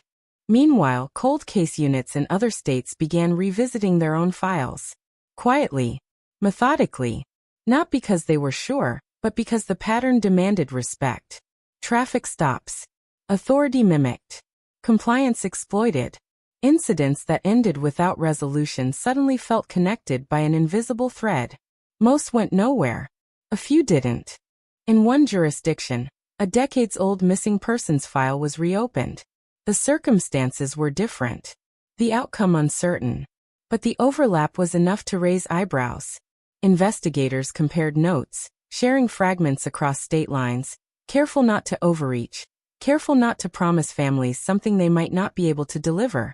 Hope, they knew, could be as dangerous as neglect. Back in Florida, the original detectives reflected on the case in quieter moments, away from microphones and transcripts. They talked about the early days, about decisions that made sense at the time but felt brittle now. They talked about how much policing had changed, how technology had closed gaps but also revealed old blind spots. There was no grand apology to be made, no singular failure to point to, just a long accumulation of human limitation. The woman's family navigated a new reality, one defined by partial closure. They visited the road where she vanished, standing where no marker stood, imagining a final moment they would never witness. They learned the rhythms of anniversaries without rituals, of grief without a body to mourn. The verdict had validated their belief that something terrible had happened, but it had not given them the one thing they still wanted most. Occasionally, tips still came in. A hunter who remembered something odd years ago. A construction worker who thought he'd seen disturbed ground once. Each tip was followed, each lead evaluated with care. Most dissolved under scrutiny. A few lingered long enough to reopen old wounds. This was the nature of unresolved cases. They don't end. They echo. Inside the prison, the man's routine stabilized. Days were predictable. Predictability was comfort. But predictability also invites reflection. And reflection can be dangerous for those who rely on control. His conversations grew more abstract. He spoke about mistakes, not moral ones but strategic ones. About underestimating time. About technology catching up. About how systems evolve. Those listening noted it all, filing reports that read more like psychological studies than investigative breakthroughs. One afternoon, during an otherwise unremarkable session, he asked a question that froze the room. He asked whether property ever truly forgets what happens on it. The counselor deflected gently, steering away from implication. But the question lingered. Investigators read it later, and understood its weight. Places remember, even when people don't. Roads remember. Soil remembers. Water remembers. Ground searches resumed in targeted locations, guided by new technology and old instinct. Drones scanned terrain. Radar probed beneath surfaces that had been paved, landscaped, reshaped by time.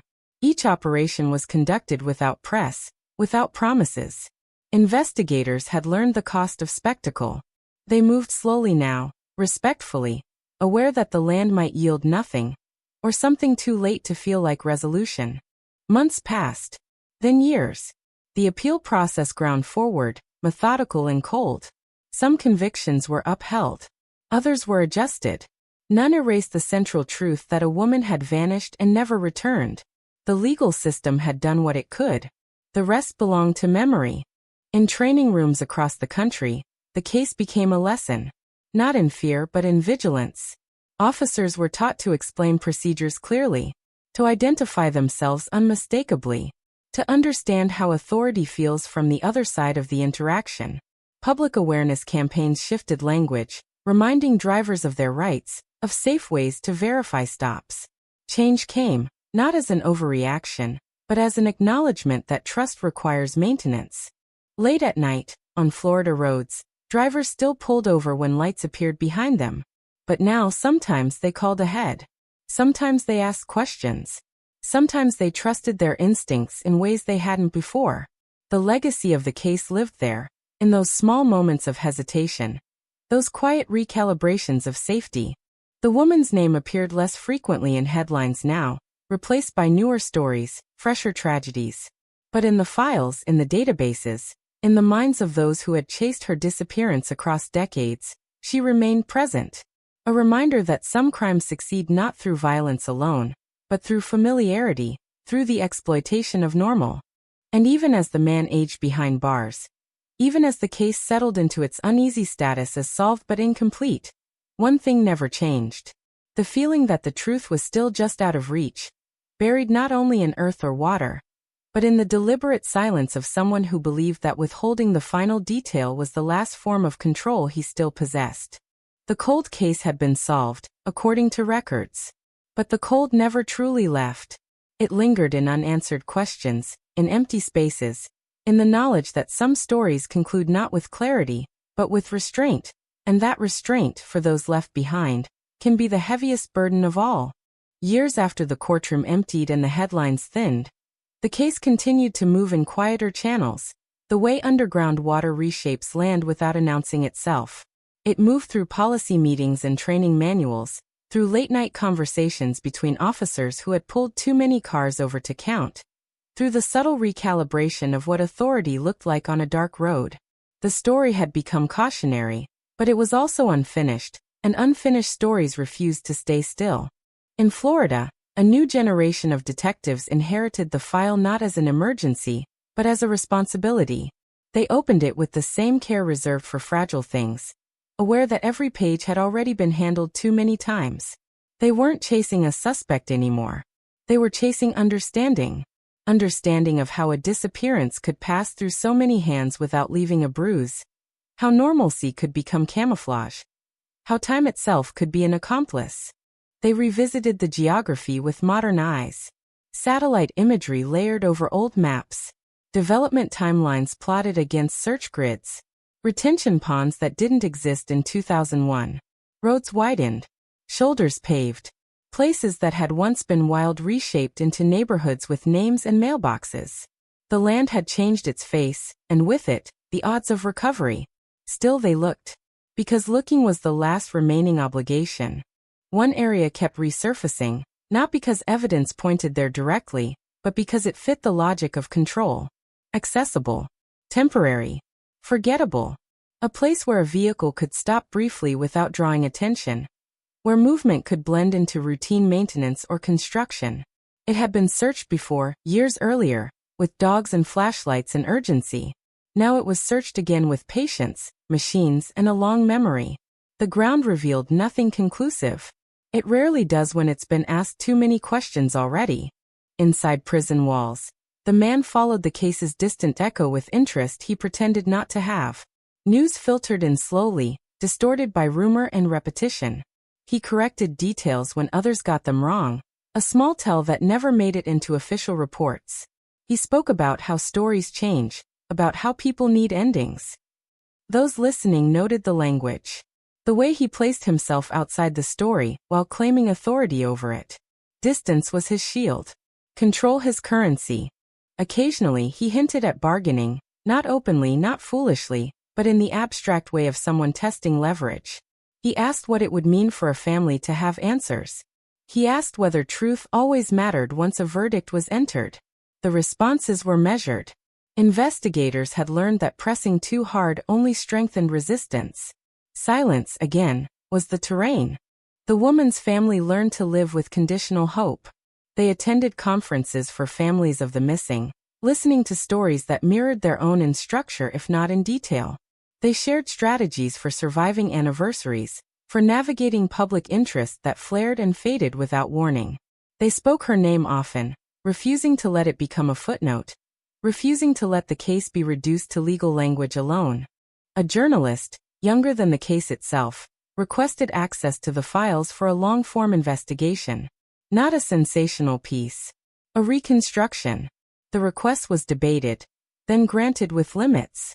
Transparency had its risks, but so did obscurity. The resulting work traced the case not as a straight line, but as a series of missed alignments, moments that almost connected but didn't. It avoided accusation and focused instead on systems, on how human expectation shapes response. Public reaction was muted but thoughtful. Readers recognized themselves in the story, in the assumption that safety looks official, in the instinct to comply, to keep moving, to avoid complication. The case stopped being about one night in 2001 and started being about how easily trust can be borrowed and misused. That shift mattered. It meant the story had matured, even if it never resolved. Within law enforcement, the case influenced procedure in ways that never made the news. Plainclothes stops were discouraged. Identification standards tightened. Dispatch protocols changed. making verification easier for drivers who felt unsure. These adjustments weren't admissions of failure.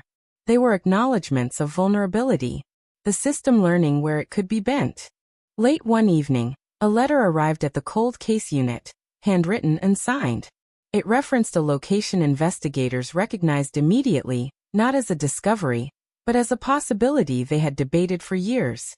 The letter contained no confession, no coordinates, just a phrase that suggested proximity, not precision. It could have been a cruel hoax. It could have been a test. It could have been nothing. Still, it was logged, analyzed, treated with the same seriousness as everything else that touched this case. Searches followed, discreet and limited. Again, nothing definitive surfaced. The letter joined the archive of almosts, of near misses, of things that hovered just outside certainty. Investigators felt the familiar frustration rise and then subside. They had learned how to carry it without letting it erode them. As the man aged, his health declined in predictable ways. With decline came reflection, but not necessarily remorse. He spoke more freely about the past, but always in hypotheticals, always at a distance. He described scenarios as if analyzing someone else's mistakes, offering insights without ownership. Those listening understood the strategy. Confession would collapse the last boundary he controlled. The case file grew thicker even as its center remained hollow. Notes about policy impact, about public perception, about changes implemented because of one disappearance that refused to be simple. In this way, the woman's absence continued to shape the world, not through resolution, but through influence. On Florida roads, the night looked much the same as it had in 2001. Heat, asphalt, lights stretching into the distance. But beneath that familiar surface, something had shifted. People asked questions now. Officers explained themselves more clearly. The choreography of compliance had been rewritten subtly, permanently. And still, the question remained unspoken but ever present. Somewhere, in a place altered by time and intention, there might be an answer waiting. Or there might not. The case had taught everyone involved to accept uncertainty without surrendering responsibility. Cold cases don't always end with discovery. Sometimes they end with vigilance, with systems adjusted, with memory preserved, with the knowledge that silence can be challenged even when it can't be broken. And so the story continued, not as a chase, not as a trial, but as a quiet reckoning that refused to let a single night in 2001 fade completely into the dark. Time has a way of dulling urgency without ever erasing consequence, and by the time the case entered its third decade, it existed in two parallel states at once. On paper, it was resolved. In reality, it remained unfinished, a narrative with a verdict but no ending. A solved cold case that still carried the weight of something missing. That contradiction followed everyone who touched it, like a low-frequency hum you only notice when the room goes quiet. Inside the prison, the man marked time differently now.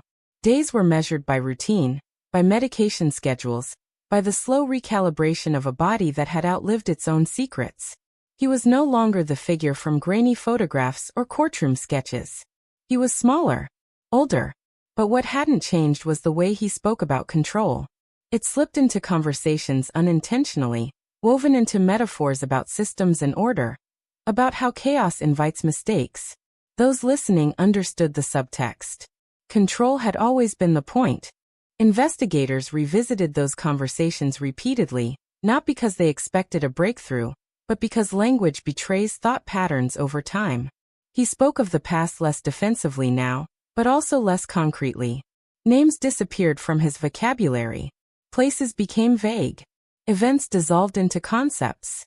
It was as if he were sanding down memory itself, smoothing edges that might cut him if handled too closely. Confession, in his mind, wasn't relief. It was erosion. Outside, the case continued to shape decisions in unexpected places. Law schools used it as a study in circumstantial construction. Psychology programs dissected the exploitation of authority. Journalism courses pointed to it as an example of restraint, of how not all truth arrives with spectacle. The story spread, not loudly, but persistently, influencing fields that had never met the woman whose absence had sparked it all. Her family aged into a quieter kind of advocacy. They stopped giving interviews every year. They chose moments carefully, conserving energy for when it mattered most. They learned to speak about her in the present tense, not as denial, but as refusal to let time redefine her worth. She wasn't a victim frozen in 2001. She was a person whose life extended beyond the moment she disappeared, even if no one could see where it went. Occasionally, investigators were asked the question they could never fully answer. Do you think he'll ever talk? The responses varied, but the truth underneath remained consistent. People like him don't confess because confession hands power to someone else. Silence keeps the final move. Even behind bars, even stripped of freedom, control can survive in what is withheld. Then, unexpectedly, the landscape shifted again. A routine infrastructure project required excavation, near one of the locations that had hovered on the edge of suspicion for years. Not a site identified by the anonymous letter, not a place highlighted in court, just an area that had always felt possible without ever becoming probable. Protocol demanded oversight. An investigator was present not out of expectation, but obligation. No one spoke of hope. They had learned better. What emerged wasn't immediate clarity. It was anomaly. Soil that didn't match surrounding layers. A disruption inconsistent with natural settling. Small indicators that something had changed there once, long ago. Work paused. Specialists were called. The process unfolded slowly, deliberately, without the frenzy that had defined earlier searches. This time, patience was the strategy. Fragments surfaced. Not enough to announce anything. Not enough to identify anyone. But enough to force a decision. The site was sealed. The analysis expanded. News traveled carefully, controlled. Released only when necessary. The family was notified before anyone else. They listened in silence, understanding the language of caution too well to mistake it for promise. Forensic work took months. Each step required restraint. Expectations were managed tightly. The remains, if that's what they were, had endured years of environmental change. Time had not preserved them kindly. Identification would not be swift. It might not be possible at all. Still, the process continued, because process itself was an act of respect. Inside prison walls, the man heard rumors before facts. Inmates talk.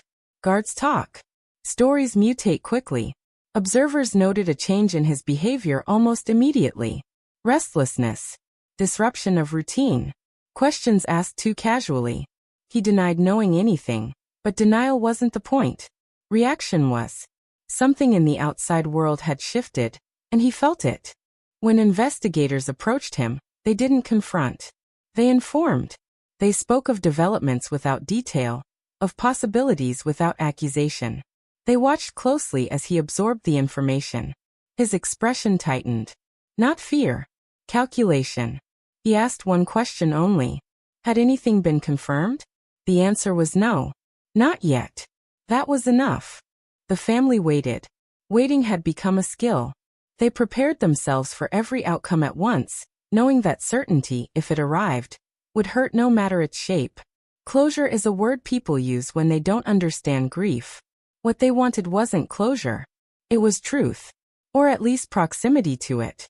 As weeks stretched into months, the excavation faded from headlines, replaced by newer crises. But within the case, everything had slowed to a careful crawl. No announcements were made. No conclusions drawn. The fragments remained fragments, resistant to easy interpretation. Still, something had changed. The possibility of a physical answer had moved from theoretical to tangible.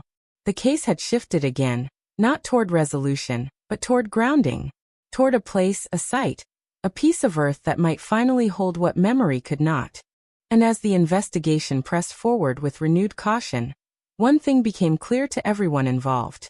Whether the remains proved conclusive or not, whether the truth ever fully surfaced or remained partly submerged, the silence that had protected the case for so long was thinning. Not breaking. Thinning. And in that thinning space, between what was known and what was still withheld, the story edged closer to its final reckoning. The waiting became its own discipline, a careful suspension of breath that stretched across weeks and then months, marked not by announcements but by updates delivered in measured tones. The fragments recovered from the site were transferred quietly, logged, cataloged, treated not as discovery but as responsibility. Every step forward risked misinterpretation. Every pause risked eroding trust. Investigators chose restraint again, the only posture that had ever kept this case intact. The lab was cold in the way places dedicated to truth often are. Temperature regulated for preservation, for precision, for the slow work of separation and comparison. Specialists examined what time had allowed to remain, searching not for drama but for pattern. Material composition. Environmental exposure. Microscopic indicators that suggested duration and movement.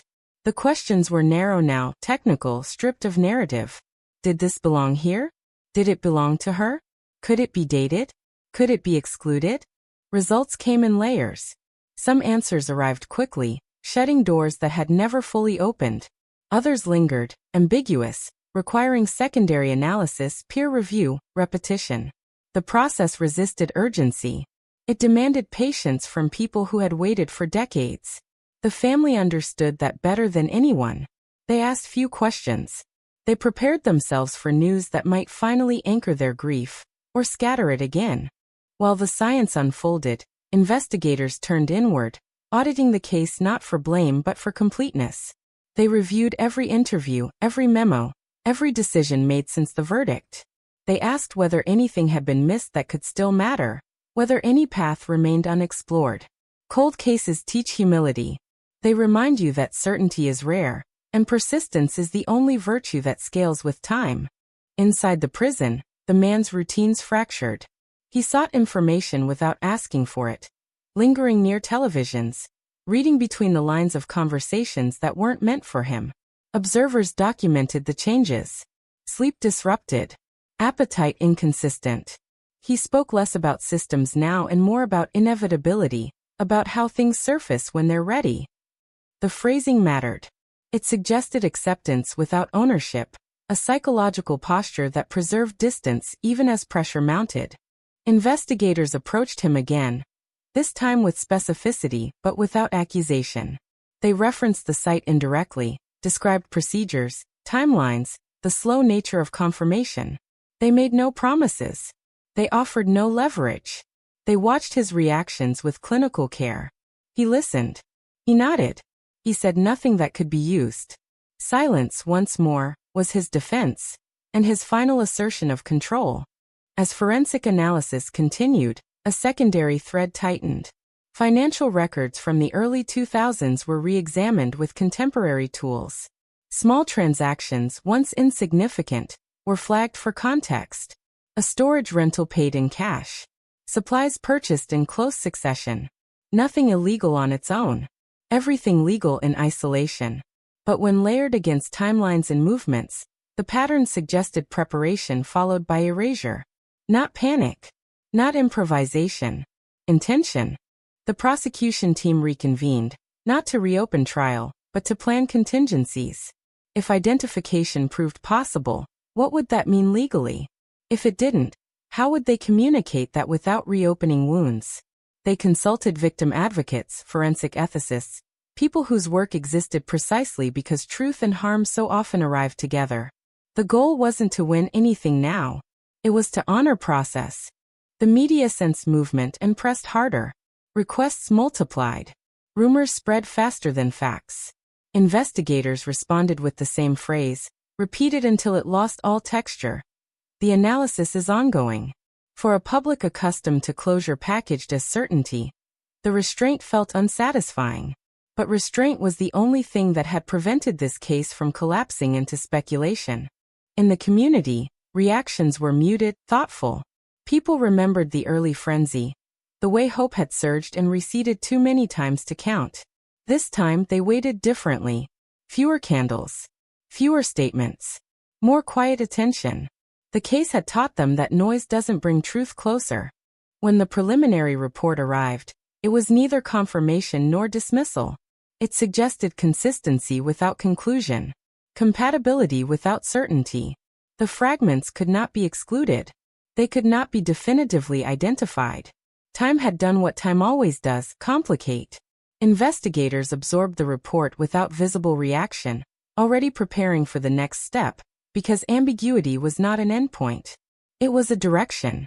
Advanced analysis was authorized. Comparative work expanded. Databases were consulted. Independent labs reviewed findings to guard against bias. Each layer added rigor, not clarity. And yet, even in uncertainty, something had shifted. The search had narrowed. The story had found a place to stand, even if it couldn't yet name what it held. The family was briefed in person. The language was careful, compassionate, exact. They asked one question at the end, the only one that mattered to them. Are we closer? The answer was honest. Yes. But closer does not mean close. They nodded. They had lived inside that distance for years. As autumn settled over Florida, the site was restored, marked discreetly, its significance known only to those who needed to know. The land returned to its surface purpose, carrying beneath it a history that might never be fully articulated. Places don't announce what they remember. They keep it. In prison, the man requested a meeting he had never requested before. Not with investigators. With a chaplain. The conversation was private, protected, and therefore inaccessible. But its timing was noted. Everything in this case had taught investigators to respect timing. The cold case, once solved on paper, now hovered in a liminal state again, neither fully resolved nor entirely open. It demanded a different kind of attention, one that accepted limits without abandoning pursuit. The story had lost its sharp edges and gained weight, settling into something heavier than mystery. And as the analysis continued, as patience replaced urgency yet again, one truth became unavoidable. Even if the final answer never arrived with certainty, the case had already exposed something fundamental. That trust, once exploited, leaves a residue that lingers far beyond verdicts, far beyond evidence, shaping behavior in ways that outlast any single story. The reckoning was not over. It had simply learned how to move more slowly. Winter stripped the landscape of distraction. Trees thinned. Colors faded. What remained felt closer to the bone, appropriate for a case that had spent decades shedding everything superficial. Investigators moved with the confidence of people who no longer needed momentum to justify their work. The case no longer chased an ending. It waited for one. The advanced forensic review concluded quietly. No press release. No language of triumph. The findings refined what was already known, tightening margins rather than breaking ground. The material could not provide absolute identification, but the probability curve bent decisively in one direction. Context, location, and compatibility converged. The science did not speak in absolutes, but it spoke clearly enough for those trained to listen. This was the threshold prosecutors had anticipated and feared. Enough to suggest truth, not enough to declare it without reservation. They convened again, this time with senior oversight, to decide what responsibility looked like when certainty stopped just short of proof. Reopening court proceedings risked failure. Doing nothing risked silence masquerading as justice. The decision was made to act carefully, outside the courtroom. A formal statement was drafted, stripped of emotion, precise to the point of austerity. It acknowledged new findings. It clarified limits.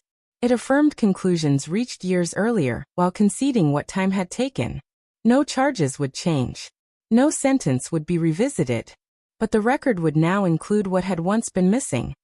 An explanation grounded in evidence rather than inference. The family received the news before anyone else. There were no cameras, no prepared remarks. Just a small room, a table, and words chosen to minimize harm. They listened. They asked questions that had no legal relevance but mattered more than any ruling. Could this have happened differently? Did she suffer? Was there anything left to find? Some questions were answered. Others remained beyond reach.